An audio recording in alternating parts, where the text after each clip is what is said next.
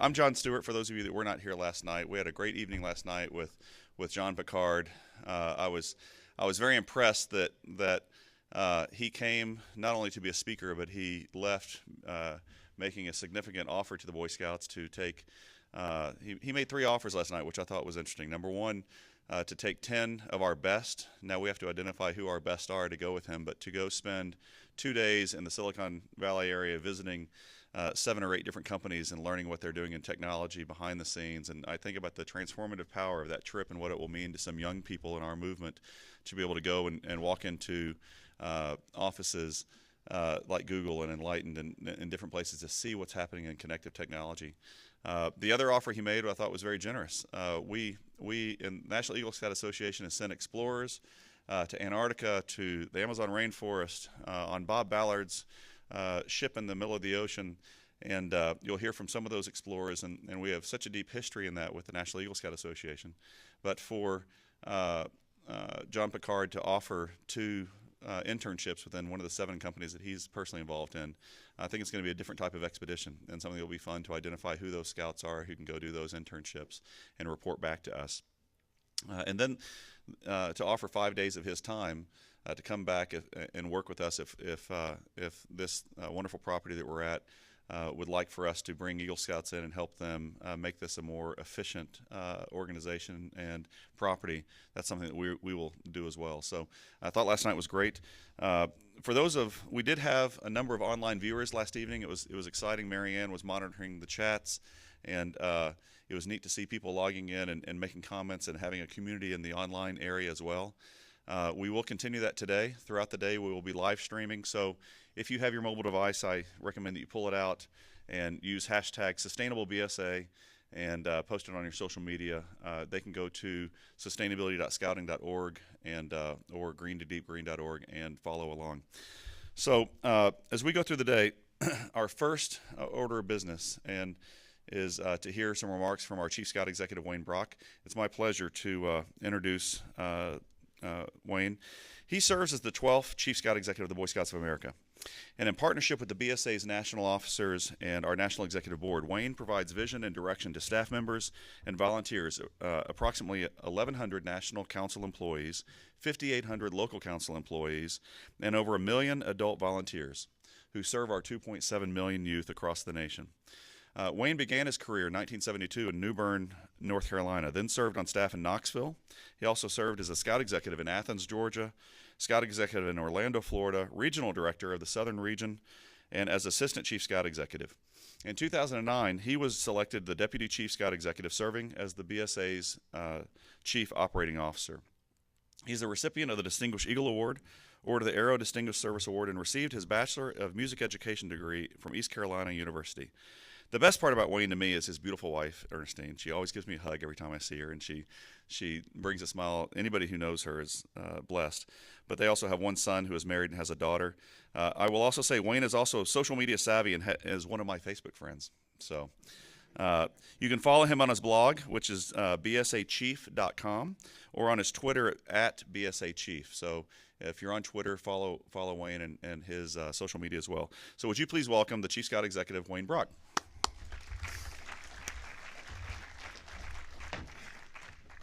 Thank you, John. It is a pleasure to be here, and I really want to add again my thanks to all of you for taking the time to get here at the Greenbrier. It's not the easiest place to get to unless you live in West Virginia. Then it's pretty easy, but for the rest of us, it's kind of a challenge. But it's worth it once you get here to be here in this beautiful facility and here at the Greenbrier. You know, this is the 3rd year that we've done this Sustainability Summit, and I have to tell you, it's been a real learning experience for me, learning all about sustainability, because I did my scouting in the 1960s. I got my Eagle Scout Award in 1965. And during those days, we didn't learn about recycling or climate change or even sustainability. Those words just were not in the vernacular growing up for me. And my view then of sustainability was very, very narrow compared to what the view of sustainability is today. Now, you know, we did learn basic things like leave your campsite better than you found it, pick up litter as you go along the trail, But we also dug pit toilets, and we dug trenches around our tents so the rain wouldn't come in. Things that we know better than to do those today. And much has changed since I was a scout, not only in scouting, but also in society as a whole, as we all very well know. And sustainability today is critically important to, as we're growing population, put taxes on this planet and our natural resources. You know, as John said last night, for those of you that were here, that in scouting, we're trying to help our members move from leaving no trace, which is very important, but also leaving a legacy. And for us to leave a legacy to those scouts that are coming along about how they can play a major part in our country and how we become a sustainable planet. And we're really trying to integrate integrate sustainability in every level of scouting. And you're going to learn more about this over the next couple of days as we go through. We want to make our scouts to become environmental leaders. And leadership has been a major part of scouting since it was founded in 1910, of the Boy Scouts of America in 1910. I mean, that's what a lot of people attribute. Some of the great corporate leaders in this country that I have talked to attributed their leadership training to what they learned as an 11, 12, 13-year-old in scouting. As a matter of fact, our current national president of the Boy Scouts of America, Bob Gates, a volunteer, says the only formal training he ever had in leadership was as a Boy Scout at Philmont, taking a youth leadership training course. But you know, sustainability needs to be a part of what we teach today for those young scouts that are learning to become the future leaders of this country. And scouting was green when green was just the color. But today, as we gather here to talk about it and to share with each other, we are moving from what Jon Stewart likes to call going from green to deep green. And I invite you to join us on this journey as we help make this country have a more sustainable future. You know, last year was a watershed year for the Boy Scouts of America in terms of sustainability. We opened the Summit Bechtel Family National Scout Reserve about an hour from here. I hope you're going to have a chance, if you haven't seen it, to see it. It is really a remarkable facility, but it was built from the very beginning at looking at sustainability. We unveiled the Sustainability Merit Badge, and we had our second Sustainability Summit. But also importantly, as the Boy Scouts of America, we had named our first Sustainability Officer or Director, and you met him up here earlier, Jon Stewart. You know, as I was thinking about who we could appoint to be, or hire, or whatever, to be our Sustainability Officer for the Boy Scouts and to be the face of sustainability, what I looked for more than anything else wasn't necessarily the knowledge. It was somebody who had the passion for sustainability and what it can mean for the country and for the youth in the Boy Scouts of America. And I think we all agree that Jon Stewart has the passion. He has a lot of knowledge too, but he definitely has the passion that the Boy Scouts need to help move us forward. So under his leadership, we started laying out a 5-year plan about sustainability in the Boy Scouts, looking forward as to what we can do. And this year, we're really just defining what sustainability means for the BSA. And this summit is a big kickoff point for us into making that definition and establishing the scope of our sustainability efforts. Next year, we'll be gathering data to establish our sustainability baseline so that we can set metrics and goals and know whether or not we're achieving them. 2016, we will measure and we'll report on how we're doing, and we'll launch new initiatives based on our learnings. 2017 will be another great opportunity like it was in 2013 with our National Jamboree, because the Jamboree provides us an opportunity to have a laboratory where we can test our initiatives in sustainability. In 2018, the 5th year of the plan, we'll gauge where we are, and if necessary, we'll refine or maybe even redefine what our future success looks like for sustainability in the Boy Scouts of America. Because an important part of what we do has to be our camps. and whether or not our camps are sustainable. Because you know, the outdoors is where scouting happens. So it makes all the sense in the world for us in our sustainable, put our environmental values in action at our camps, at our offices, and our high adventure bases. And the Summit Bechtel Reserve is a showcase for sustainability. I really hope you get a chance to go there. It's 10,600 acre property. It was built using locally harvested lumber and milled lumber. It relies heavily on geothermal and solar energy and gray water recycling. But you know, most of our Boy Scout camps, and I know all of you here that are involved in scouting, they're not new like the Summit. Nearly of our 1,000 properties as camps and offices around the country, they were built in the 1940s up until the 1970s and require extensive maintenance and renovation. Increasingly, these older facilities are embracing such solutions as installing solar panels, adding motion sensors to lights, and replacing wooden shingled roofs with metal roofs. And this year we sent sustainability expert, Zach Carson.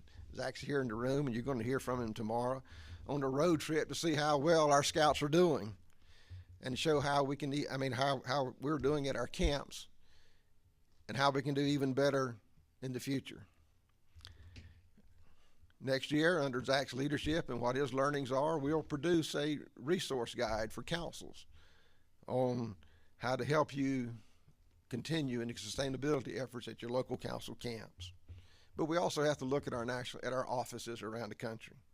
We have hundreds of offices, and we're looking to reduce our environmental impact on those also by implementing recycling and zero waste initiatives, moving towards more environmental friendly printing and digital publishing, installing LED lights and low flow toilets. We are moving towards the day that all of our offices, that we can say that they are carbon neutral. At our National Distribution Center in Charlotte, North Carolina, you know, that's where, if you buy a Scout uniform, that's where it comes from. It's from that National Distribution Center in Charlotte. But we've installed motion activated lighting, zero waste stations, and water conservation measures. And our publications are greener than they've ever been. Since 2009, Scouting Magazine and Boys Life Magazine have been printed on paper certified by the Sustainable Forestry Initiative, which is dedicated to promoting sustainable forest management. Today, every issue of both publications use wood fiber that has been tracked from the forest to the mill to the printer, helping us to ensure that our medium doesn't dilute our message. We're also moving towards making our core publications available electronically. I hope you're aware of that. Things such as Guide to Safe Scouting, which has been available for a long time on our website to download for free, but also our new field book, our new Cub Scout leader books, our key merit badge pamphlets are available as e-books that can be read obviously on your tablets or smartphones or your personal computers. And our newest ebook, and it should be that way, is our Sustainability Merit Badge pamphlet. Now Scouts can live sustainability as they learn about sustainability. And one area that I feel that the Boy Scouts of America is uniquely positioned and truly called to lead in the area of sustainability education.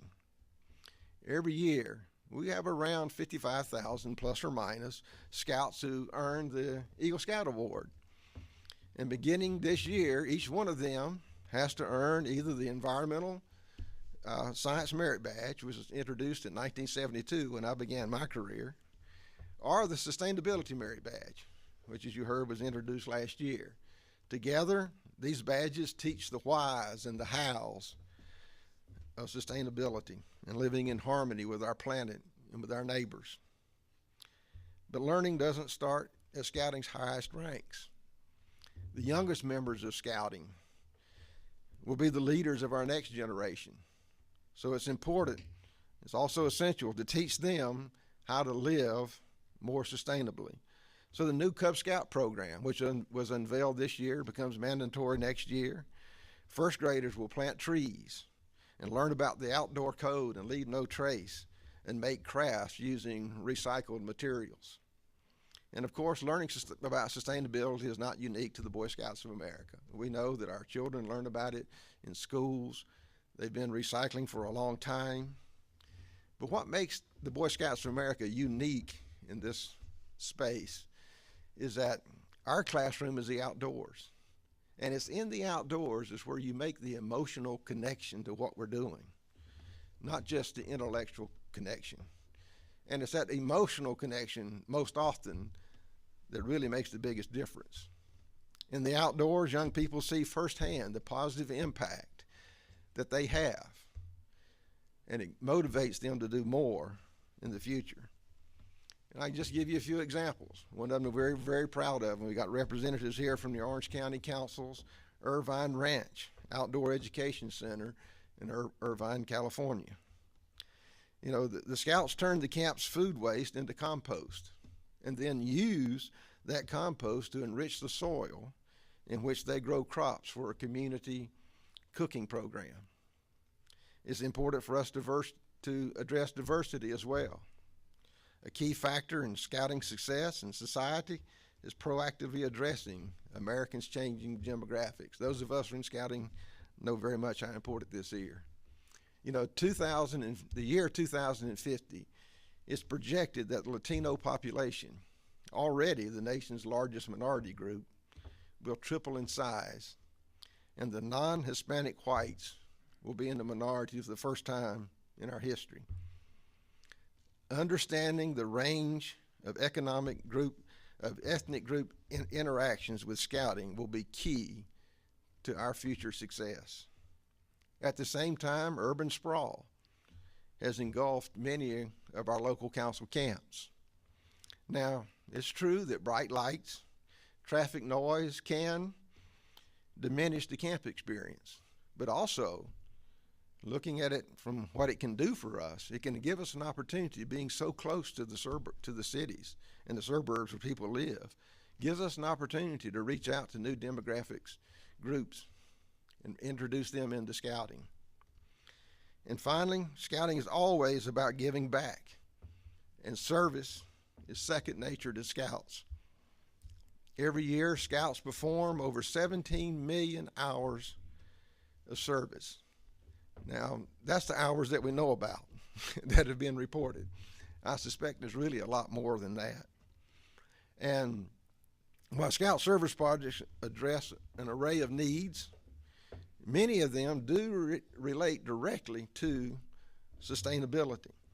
Eagle Scout candidates routinely build vegetable gardens, do such things as install rain harvesting systems, build or refurbish trails, install birdhouses, lots of things like that that the Eagle Scouts do.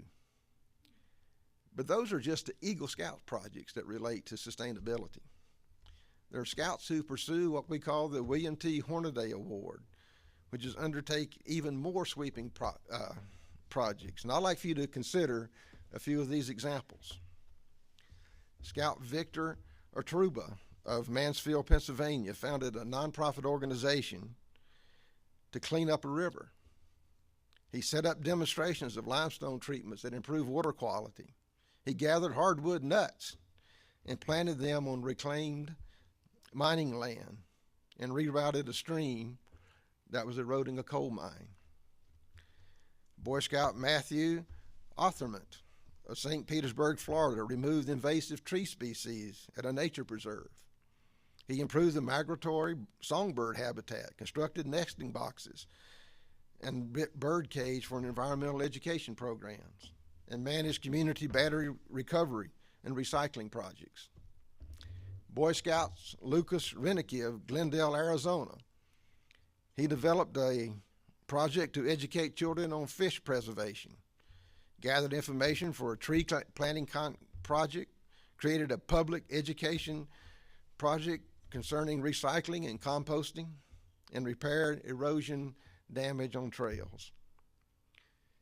Venturer Quentin Mullen of Winchester, Indiana, built an outdoor learning display at an environmental center, ran a battery recycling drive at a middle school, created a nature program for a Cub Scout day camp, and helped a biological survey and monitoring project at 10 sites. Projects like these address the immediate community environmental needs. You heard me say at the very beginning, I did my scouting in the 60s. You didn't hear about these types of projects during those days. It's really rewarding to see the impact that the Boy Scouts of America is making with young people and through them to our country to make it a more sustainable planet. And perhaps most important, and something that John Picard talked about last night, we're teaching our scouts to become solutionaries, passionate adults like John Stewart, who can identify problems, envision solutions, and engage their communities in making a difference. I want to thank you for being here at this summit. I can't tell you the impact that this summit has had on me over the last 3 years of really broadening my understanding of what sustainability means and how important it is for the Boy Scouts of America. I want to share just one brief story. The first summit that we came to, I thought it was very interesting. It was really about mining and extraction industries and the role that it plays in society. And we went on a college campus and we interviewed kids. And we asked them about mining, and just about every one of them said it ought to be done away with. Shouldn't have any more in this country. Then they were at this meeting and they met some of the leading people in mining in this country. And they learned that if they really liked this thing right here, if we did away with mining, they couldn't have it anymore because that's where the minerals came from to make this possible. But what they really learned from this meeting, it was really impactful listening to those young people, is that they met the champions of the industry and found out that those people are just as concerned about sustaining this environment as they are. And there has to be a balance between the economic impact and sustainability efforts in this effort. And so what they met more is that these were just family men who cared about their children, who wanted to have the same environment that they wanted to have.